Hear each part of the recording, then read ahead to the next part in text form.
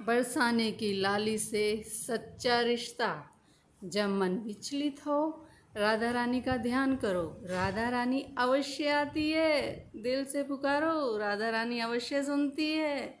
एक सेठ था, सेठ के 3 पुत्र 3 बहुएं थे। सेठ के पास किसी चीज़ की कोई कमी नहीं थी। सेठ जी बहुत संपन्न थे। सेठ जी के पास सब कुछ था, बस जीवन में एक कमी थी कि उनके एक पुत्री नहीं थी। उन्हें लगता था एक पुत्री होती वह अपने मन की सारी बातें अपनी पुत्री को बताते, पुत्री को बहुत प्रेम करते। सेठ जी को एक दिन बरसाने के मंदिर में एक संत महात्मा मिले। सेठ जी संत से मिले। संत सेठ जी को दुखी देख पूछने लगे, बेटा क्या हुआ, तुम उदास क्यों हो? सेठ जी ने बताया, संत जी मेरे कोई बेटी नहीं है, मुझे बेटी की कमी लगती है। संत मुस्कुराए और बोले, जब जीवन में किसी चीज़ की कमी महसूस होती है उस जगह भगवान को बिठा लेना चाहिए। सेठ जी तुमको बरसाने का वास मिला है, तुम्हें बरसाने की बेटी को अपनी बेटी बना लेना चाहिए। संत पुरुष ने राधा रानी की तस्वीर सेठ जी को दी। सेठ जी बहुत खुश हुए, तस्वीर को अपने घर के मंदिर में लगा दिया। सेठ जी प्रतिदिन राधा रानी को भोग लगाते, अपने मन की सारी बातें बताते। सेठ जी का जीवन बदल गया। सेठ जी बहुत खुश रहने लगे, जीवन का सारा खालीपन दूर हो गया। एक दिन सेठ जी के घर चूड़ी पहनाने वाली मनिहारी आई। राधा रानी खुश हुई, आज तो मैं पिताजी के घर सुंदर सुंदर चूड़ियाँ पहनने जाऊंगी।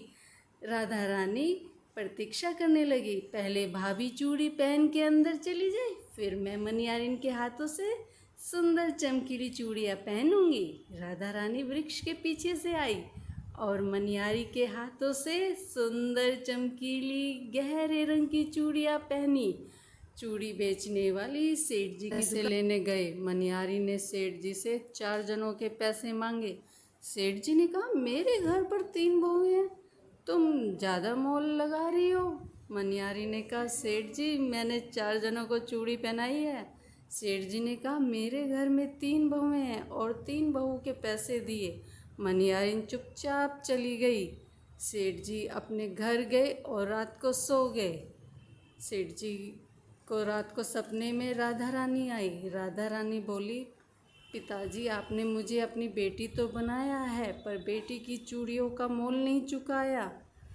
सेठ जी रात को उठकर रोने लगे और तिजोरी खोली। तिजोरी में से कीमती सोने चांदी लेकर मनिहारिन के घर गए और मनिहारिन को बोला कि तुम जितना चाहे मोल ले लो, तुमने मेरी बेटी राधा रानी को चूड़ियाँ पहनाई है, तुम बहुत भाग्यशाली हो, तुमने राधा रानी को अपने हाथों से चूड़ियाँ पहनाई है।